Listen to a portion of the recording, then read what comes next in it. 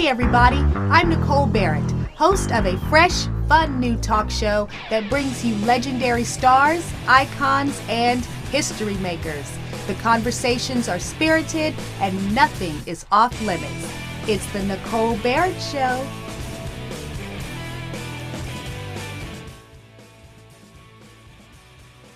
Now, let's go back to when you were governor. After your first term, Bill Clements decides he wants his seat back. Did that hurt your feelings? Well, of course it did. Of course it did. Of course it did. I would think. He beat up on me about raising taxes. Well, I did. We were going down the sink. Price of oil was at $28, and it started down and finally wound up around $9, and that was tax money that we didn't have to pay for the schools or pay for the roads. So I raised taxes. He criticized me for raising taxes, and he said I promised not to. Never did promise not to. I said as long as the revenues stay where they were, then we wouldn't need any more taxes. We could make do. They didn't stay where they were. They went this way, and I said it's better to raise the taxes and keep the schools going, keep educating children. You can't hit the pause button on a kid's education. You got to keep educating the kid every day. Our children demand it. It's important. Well, anyway, he gets elected and promised not to raise taxes. Well, within 90 days of getting elected, he signed the biggest tax bill in the history of Texas, bigger than any one we've ever had since. So whenever anybody talk about raising taxes, you can say the Republicans raised more taxes than any Democrat ever did. My God. Well, they know. They know. They just don't want to admit it. Now, when he was elected again, right, and you decided to come back and run again, correct? Right. And that didn't work either. Well, right, because the race got a little interesting when this little lady with white hair and short skirts and high heels, and she was really sassy, by the name of Ann Richards. She came in and changed the whole game. That's right. What do you remember about Ann Richards? I mean, you want to talk about a game changer. Well, she came in, she was running, and she was new face in the sense that she was a new candidate for governor. I'd run and been a governor. So, and this is kind of like used cars, new cars. You get a new car opportunity. They took the new car opportunity. I was trying to be the one that, well, you know how my car runs, and my car will run. And so anyway, that she won the election. I was one to congratulate her on her victory. She served. I wish she'd have served longer, but she didn't.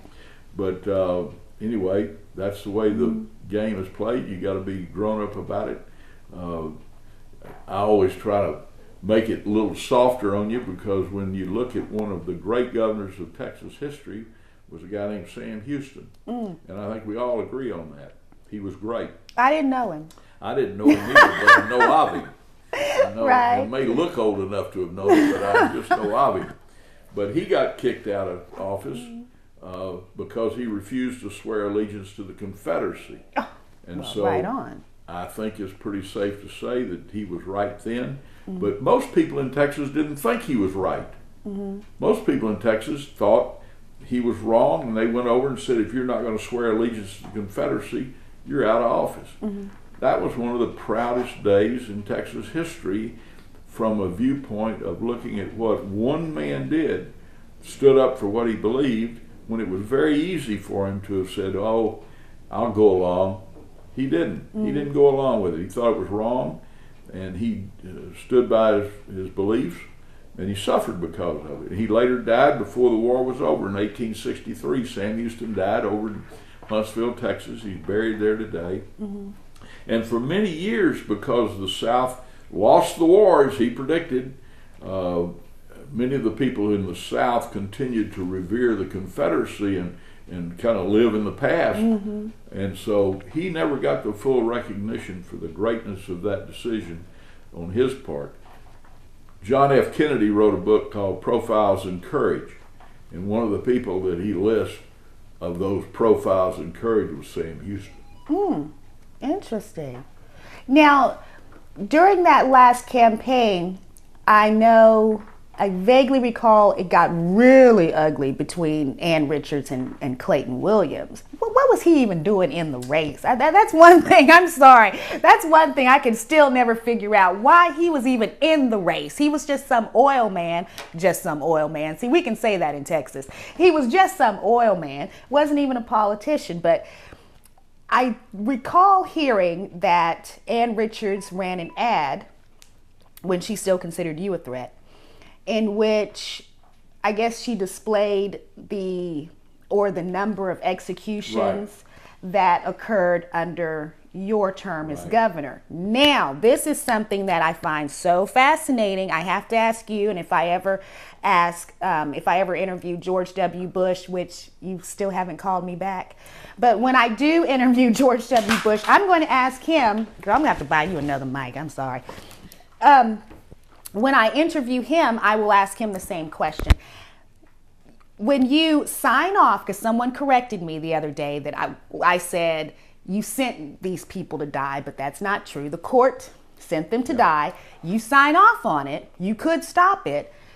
But when you don't, and then you look up 20 years later and you see this rotation of wrongfully convicted people coming out, have you lost any sleep, or have you ever wondered, man, I wonder if he really should have died, or I wonder if I should have stopped that? When the lawyer came to you and said, Governor, he's not guilty, stop, give him a stay, and you signed off anyway. How has it cost you any sleep? What is your rationale? Well, when I was governor, I was the first governor since John Connally that was a lawyer. And I probably practiced more law than he did. He was a very good man in many ways, but I don't think he practiced a whole lot of law. And I had defended a person who had been accused of a death penalty case. It was, in fact, a young man from Dallas, Texas, who had been accused of killing a fellow here in Houston, and he got life, not death. So I'd had some experience from the defense side, and I'd also had defended people. I've been attorney general, and that's on the prosecution side. And so as governor, I was very concerned about, did this person who's before me now and about to be executed, did he get a fair trial? Did he have a lawyer that was qualified to defend him? Did he get the benefits of the constitutional process? Did he have a review of that process? Was it all done at least visually or facially, all done lawfully and constitutionally? And I also had a lawyer who was on my staff, Leslie Benitez, who was an appellate criminal lawyer and one of the finest lawyers in Texas, to review all these cases to see that all the legal steps had been followed properly, and to the extent that we saw any weakness in it, was it sufficient to go back and see about staying the execution. And I think I had 21 people that were executed when I was in office. And after reviewing every one of those, we did not feel like there was a single one who had not had proper procedures and proper representation, adequate or better. And also another thing, not a single one of them ever said I didn't do it. And so there was no expression by them of innocence. And so that's not legally required, but it's also kind of one of those things that if you are not guilty or innocent of the crime at some stage, you say, I didn't do it. And you're going to say it not just before the jury, but after the jury, and continue to say it. So we didn't have that.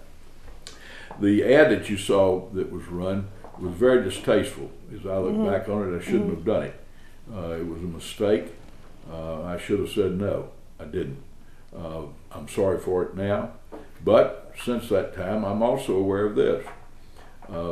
Our system is even more frail than I realized. It's more subject to failure than I realized. I've been active in the Innocence Project with Barry Scheck, and because of Senator Ellis here in Houston, I became involved in a case called the Willingham case. That case, I am persuaded, was one in which a man was executed that was certainly not guilty of the crime, probably innocent of the crime. Remember, not guilty in the same as innocent, but in our country, we're presumed innocent until proven guilty. So, point being is that not every jury gets it right, not every judge gets it right, not every DA gets it right. Sometimes the defense lawyer is inadequate. We've seen where they go to sleep during the trial. That's not going to get it. And then we see judges. So when you see all the frailties around surrounding the death penalty, we've got to be doubly, triply, quadruply sure of what we're doing before you take someone's life. I thought we were pretty sure when I was there, but we haven't had another lawyer governor since then. And too often, non-lawyers, I think, have the impression that our system is more secure than it really is. And we're taught to think that juries are almost infallible, they get it right. Not always. And you don't have to make but one mistake, and it's an innocent person who gets executed. Absolutely. So, I think that one innocent person dying is too many. That's not worth it. That's right. Yeah, absolutely. Now, a couple of more questions, and then I would like to look at some of your historical photos. I mean, you've had some great encounters.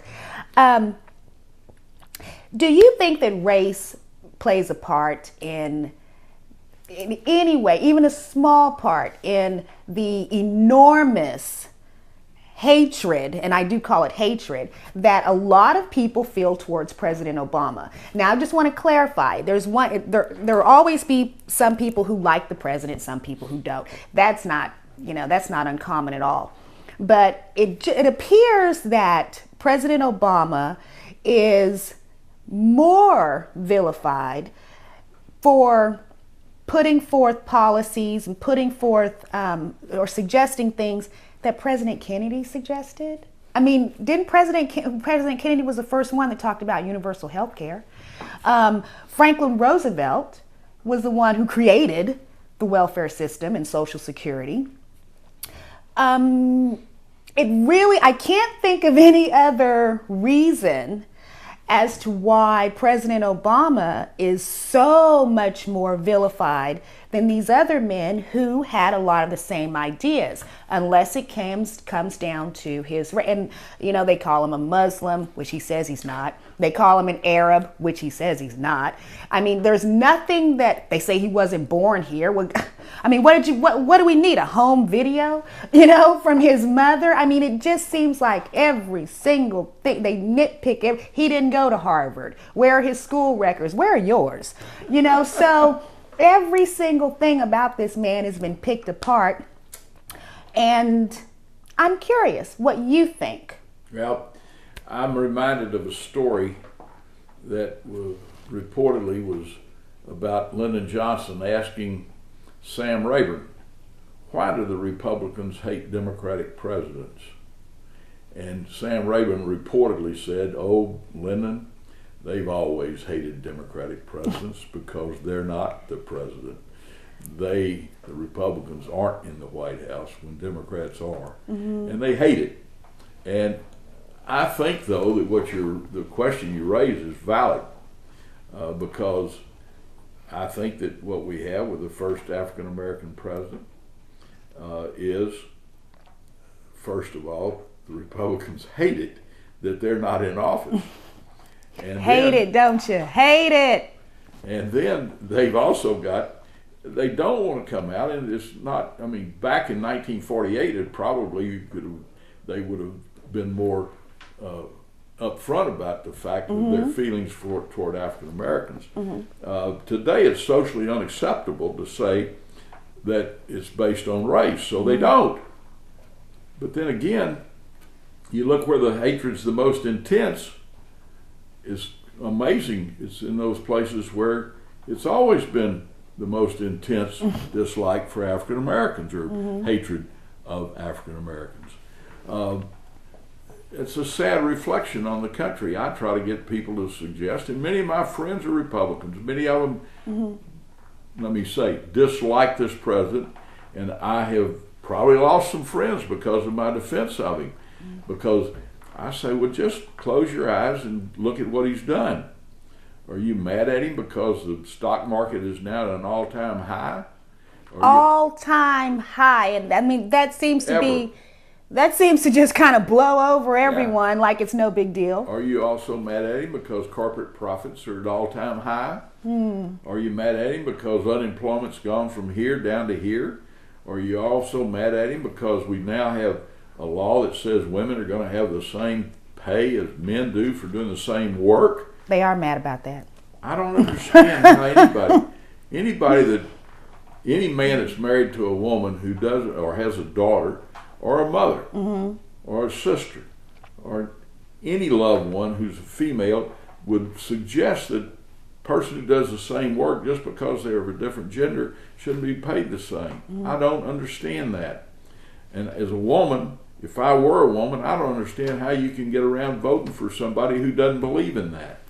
So to me, it's amazing. Then look back in history, and now that I'm older, I have a lot more history to look back to. But when you look at the things that they told me, Republicans told me, was a horror story. Oh, Social Security is horrible. That's bad for us. That's going to ruin the country. And almost everything they said is going to ruin the country. We're going to the devil in a handbasket if we have Social Security. Then along comes a guy named Lyndon Johnson with Medicare. Oh my God, we're going to have socialized medicine. It's going to be awful. We're going to be terrible. Oh, medicine today is better than it's ever been. We have Obamacare. Obama said it right. They're going to call it Obamacare until it turns into a good deal, then they call it Affordable Care. Exactly. And see, I really think, becoming Affordable Care. Yes, I really think that's what we should refer to it as. Yes, absolutely. Well, let me say, I like it. Call it what you want. It works. Anytime that you get to be my age and I'm on Medicare, anybody says anything bad about Medicare, they're in for a fight. But the Republicans have been trying to defeat it since it passed under Lyndon Johnson. They hate that stuff until they get on it. And all my friends, they don't know that that's one of those things that these other guys have been fighting. If my Republican friends knew what half as much as they think they know about politics, they'd all be voting for the Democrats. Their business has never been better.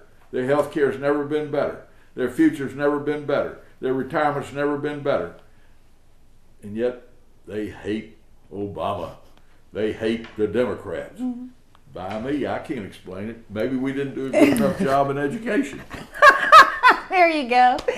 I mean, I consider, isn't Medicare and Social Security, aren't those entitlements the same as, like, for example, whenever I compare welfare, I tell people who say, oh, these people are on welfare. These people, they don't pay taxes. Okay, but you get a Social Security check every month that you paid into because you worked. I paid into it. Right. Do they not realize, or do you argue that a lot of people who now find themselves on welfare, I'm not talking about everybody. Some people just choose the life. But a lot of people who find themselves utilizing the welfare system, they did work.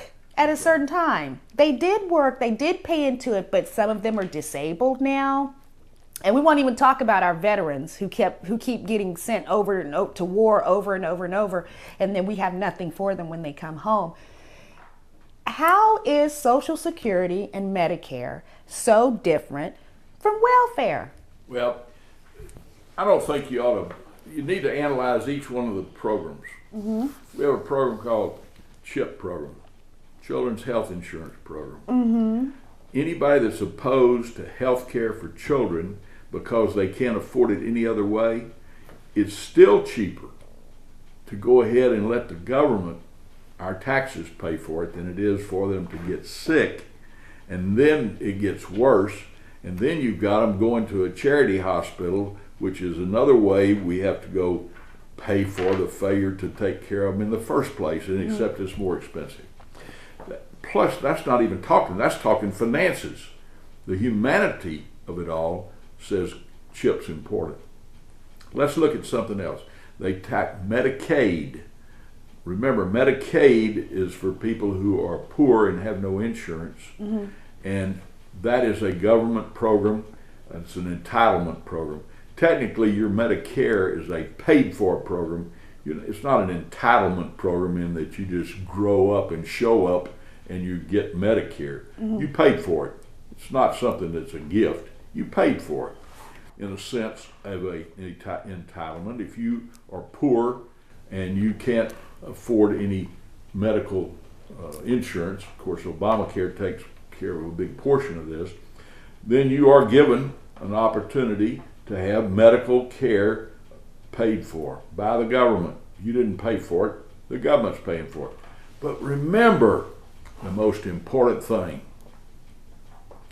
the government doesn't send the check to the sick person. The government sends the check to the hospital and to the doctor, and they pay for the hospital and the doctor. The sick person doesn't get the money. They get the benefit. They don't get the money.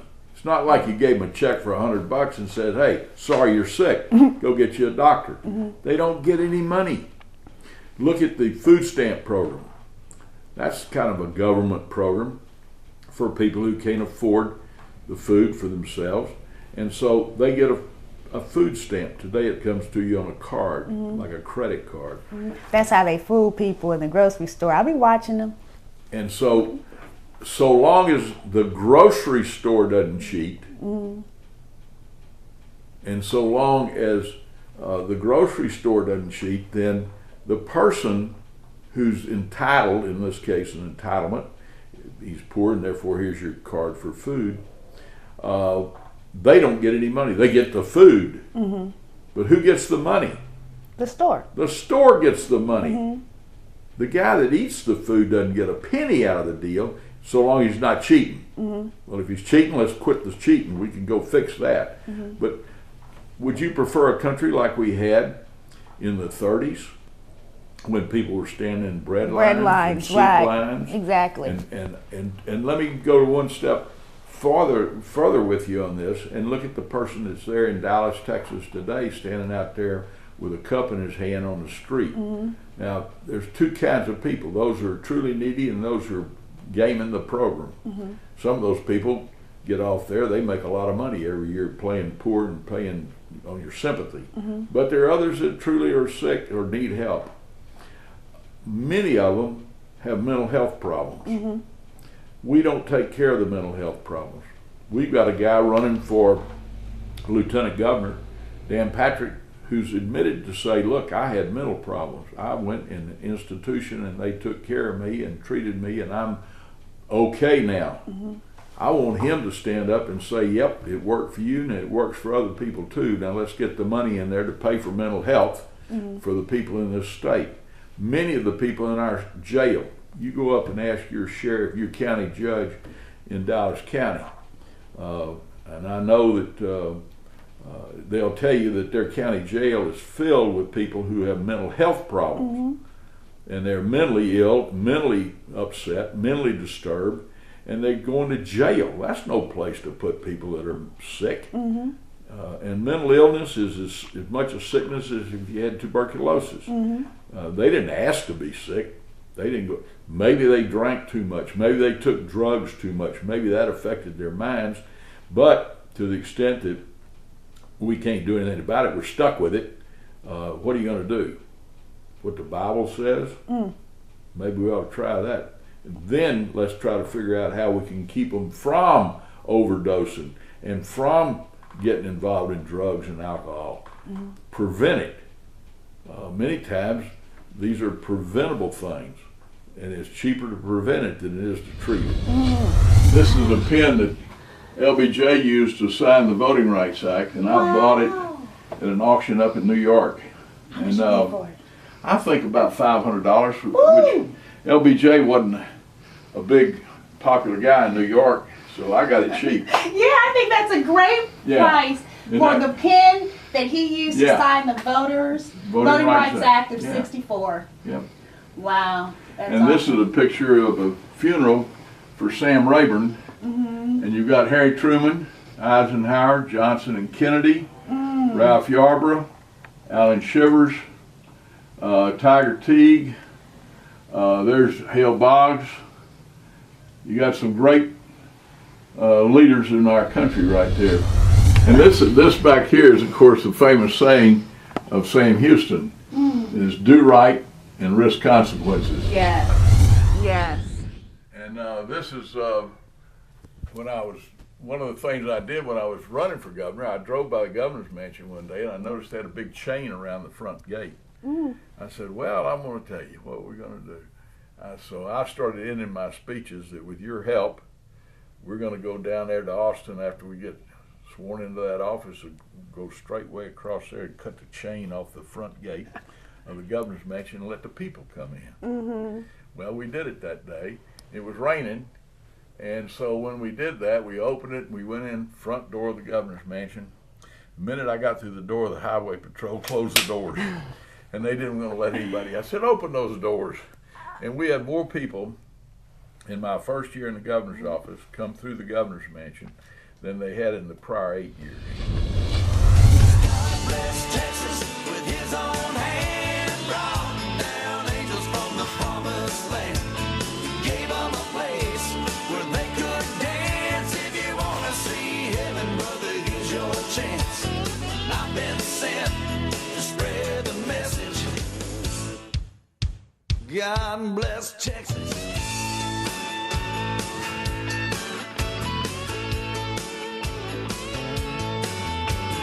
First he let the sun shine, then he made the waters deep.